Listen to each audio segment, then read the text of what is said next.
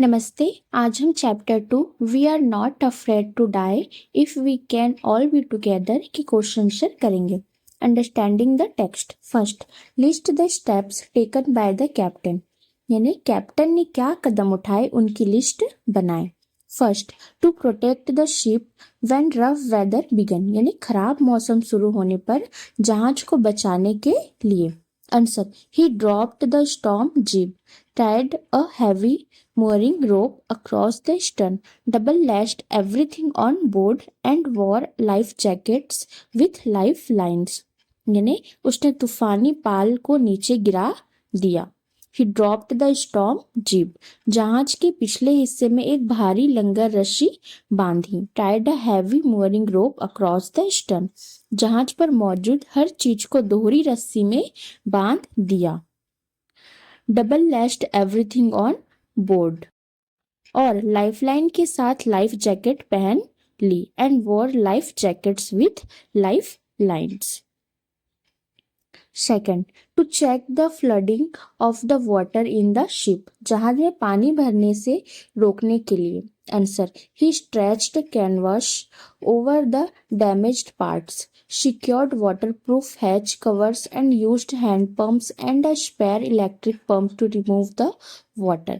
उसने खराब हिस्सों पर कैनवास फैलाया। He stretched canvas over the damaged parts.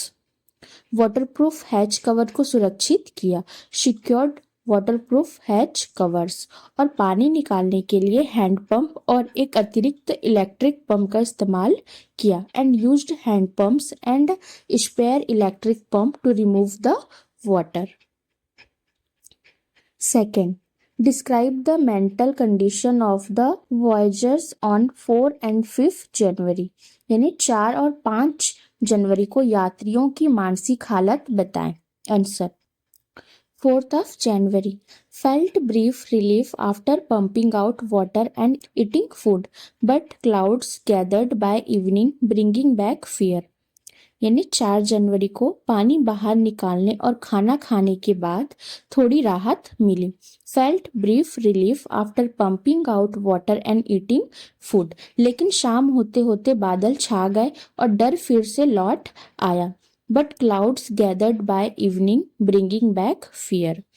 5th of January, the situation turned critical, but the children's courage, we aren't afraid of dying, gave the parents fresh resolve to keep fighting.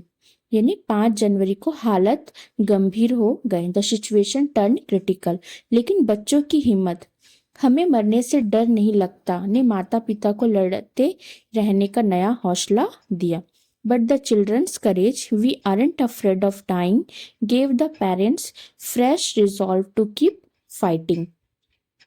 Third, describe the shifts in the narration of the events as indicated in the 3 sections of the text. Give a subtitle to each section.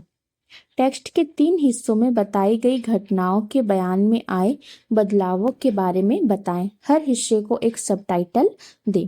Answer, section 1, the smooth journey, the peaceful journey from England to Cape Town, यानी कि आसान सफर, England से Cape Town तक का शांतिपूर्ण सफर। Section 2, the fight for survival, the struggle against the storm, damage ship and flooding, यानी जिंदा रहने की लड़ाई, तूफान, क्षतिग्रस्त जहाज और पानी भरने की समस्या से जूझना।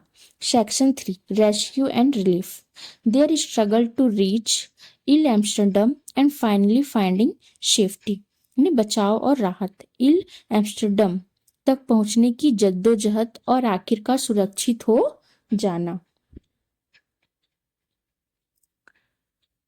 Talking about the text, discuss the following questions with your partner, अपने पार्टनर के साथ नीचे दिए गए सवालों पर चर्चा करें। First, what difference did you notice between the reaction of the adults and the children when faced with danger? यानी खतरे का सामना करने पर बड़ों और बच्चों के रिएक्शन में आपने क्या अंतर देखा। Answer. The adults were frightened and worried, but the children remained calm and courageous. Their positive attitude gave the adults hope and strength. यानी बड़े लोग डरे हुए और परेशान थे. The adults were frightened. लेकिन बच्चे शांत और हिम्मत वाले बने रहे. But the children remained calm and courageous. उनके सकारात्मक रवैये ने बड़ों को उम्मीद और हिम्मत दी. Their positive attitude gave the adults hope and strength. Second, how does the story suggest the optimism helps to endure the direst stress. कहानी कैसे बताती है कि पॉजिटिव सोच सबसे बुरे स्ट्रेस को सहने में मदद करती है. Answer.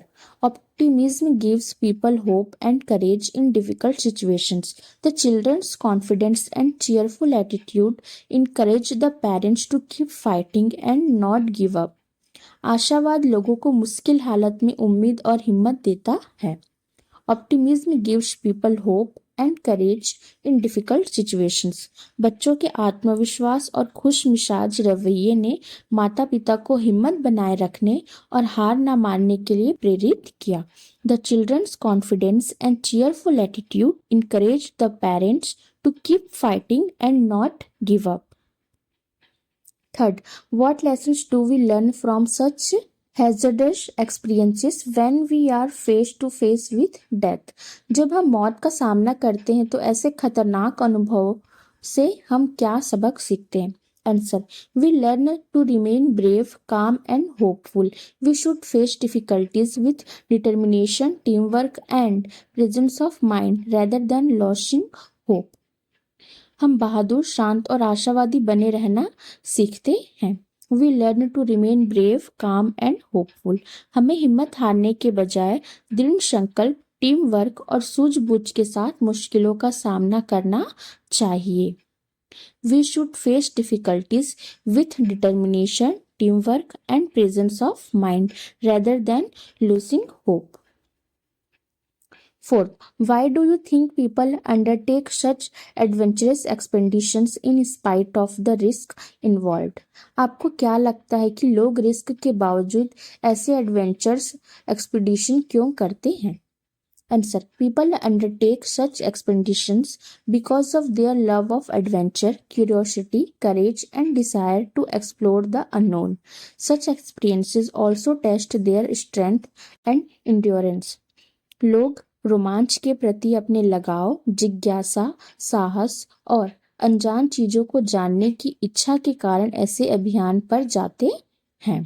People undertake such expeditions because of their love of adventure, curiosity, courage and desire to explore the unknown. ऐसे अनुभव उनकी ताकत और सहन शक्ति की परीक्षा भी लेते हैं.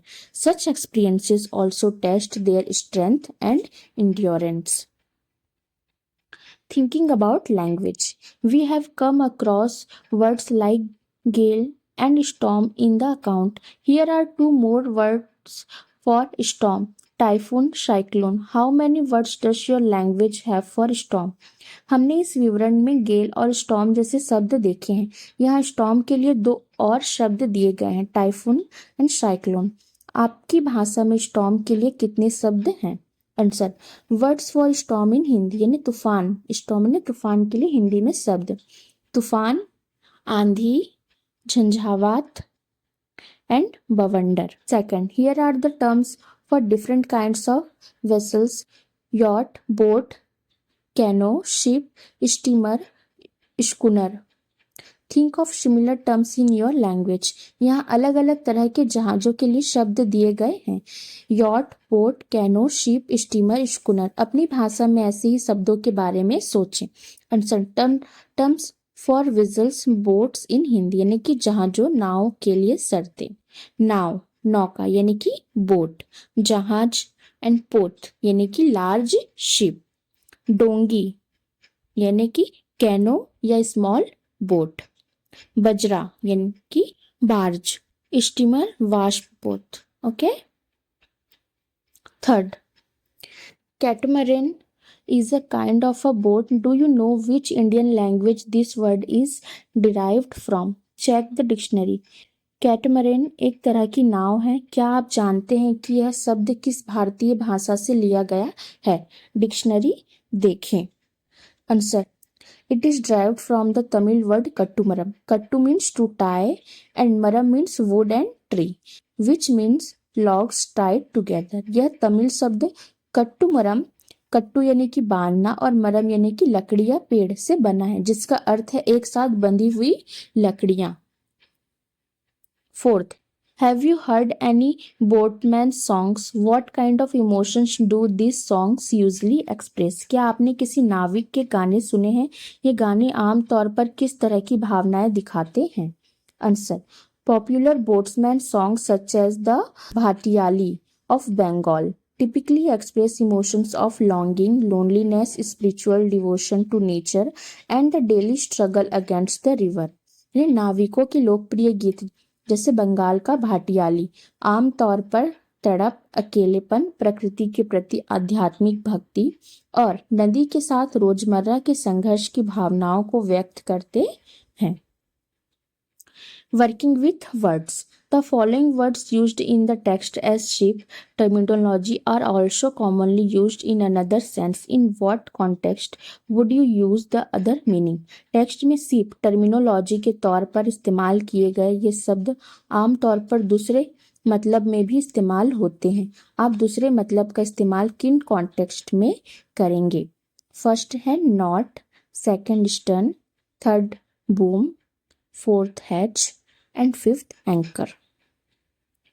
Answer, knot, a tie in a rope or shoelace tangled hair, यानी कि रस्सी या जूते के फीते में लगी गांठ, उलझे हुए बाल। stern, strict, serious और demanding behavior, यानी कि सख्त, गंभीर या कड़ा व्यवहार। boom, a loud deep sound, rapid business growth, यानी कि तेज और भारी आवाज, व्यापार में तेजी से बढ़ोतरी।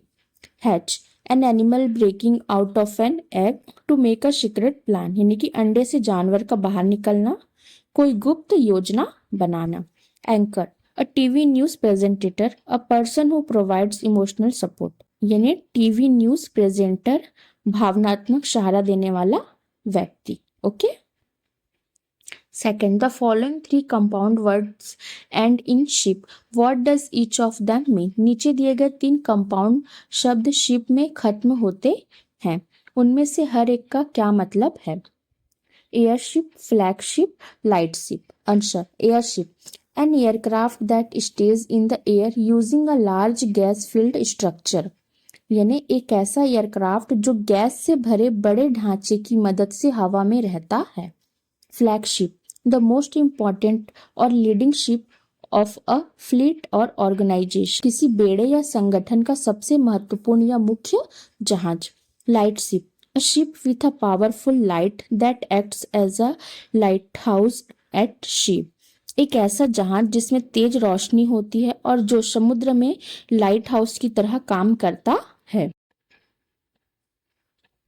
Third, the following are the meanings listed in the dictionary against the phrases take on. In which meaning is it used in the third paragraph of the account? Dictionary में टेक ऑन फ्रेज के सामने ये मतलब दिए गए हैं।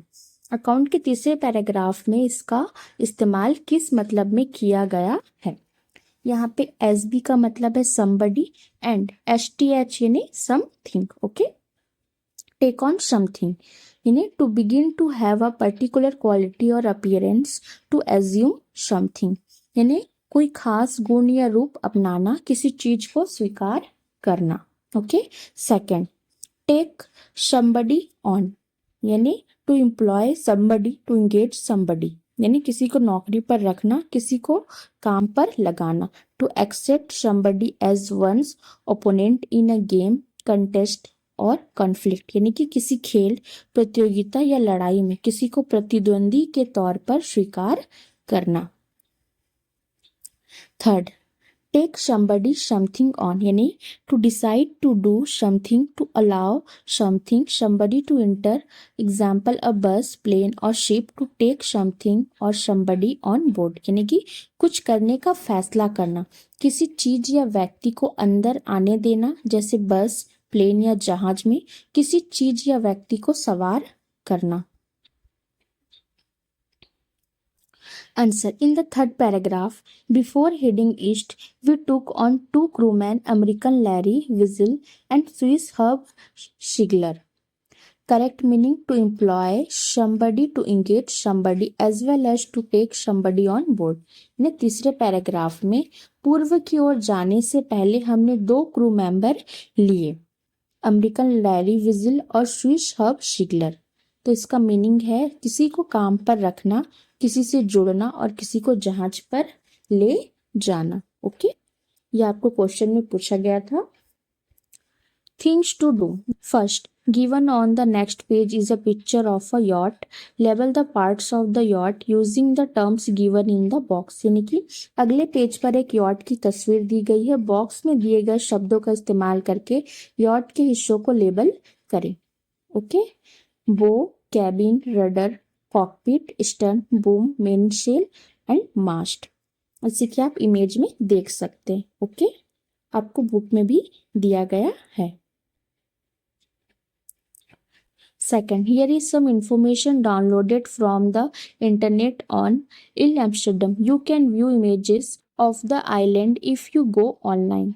यहाँ इल Amsterdam के बारे में इंटरनेट से ली गई कुछ जानकारी दी गई है। अगर आप ऑनलाइन जाएं तो इस द्वीप की तस्वीरें देख सकते हैं। Okay, location south Indian ocean between southern most parts of Australia and south Africa, यानी कि दक्षिण हिंद महासागर, ऑस्ट्रेलिया और दक्षिण अफ्रीका के सबसे दक्षिणी हिस्सों के बीच। लैटिट्यूड एंड लॉन्गिट्यूड, यानी कि अक्षांश और देशांतर, 3792 साउथ एंड 7767 ईस्ट। पेरेंटी, यानी कि संप्रभुता। फ्रांस, पॉलिटिकल स्टेटस नोट्स, यानी कि राजनीतिक स्थिति संबंधी जानकारी। Part of French southern and Antarctic lands, यानी कि फ्रांसीसी दक्षिणी और अंटार्कटिक क्षेत्रों का हिस्सा। पॉपुलेशन, यानी कि आबादी, 35। सेंसस नोट्स, यानी कि जनगणना संबंधी जानकारी। मीटियोरोलॉजिकल स्टेशन स्टाफ, यानी कि मौसम विज्ञान केंद्र के कर्मचारी।